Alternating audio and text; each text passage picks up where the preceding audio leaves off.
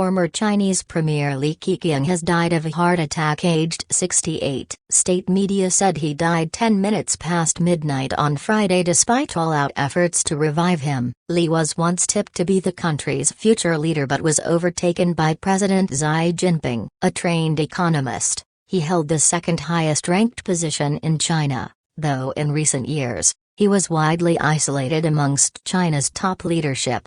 He was the only incumbent top official who didn't belong to Mr. Xi's loyalists group. Li's death means the loss of a prominent moderating voice within the senior levels of the Chinese Communist Party, with no one apparently being able to take over the mantle.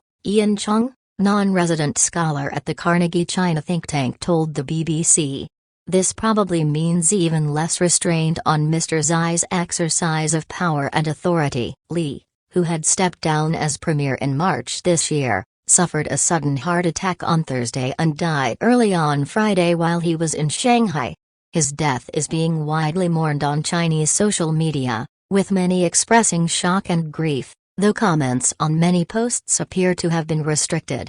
"This is too sudden, he was so young," said one user on Chinese social media site Weibo. Another said his death was like losing a pillar of our home. But his death has been largely downplayed on state media outlets. No official language providing the party's evaluation of Li's career was provided in a terse statement by news outlet Xinhua. In comparison, when former Premier Li Peng passed away, he was praised as an excellent party member, a time-tested and loyal communist soldier and an outstanding proletarian revolutionist, statesman and leader of the party and the state. Deaths of former Chinese leaders have triggered protests in the past. An outpouring of mourning during Jiang Zemin's death last year was seen as a subtle criticism of President Xi. Li was known as one of the smartest political figures of his generation. He was accepted into the prestigious Peking University Law School soon after the universities were reopened following Mao's Cultural Revolution, during which millions of people are believed to have died.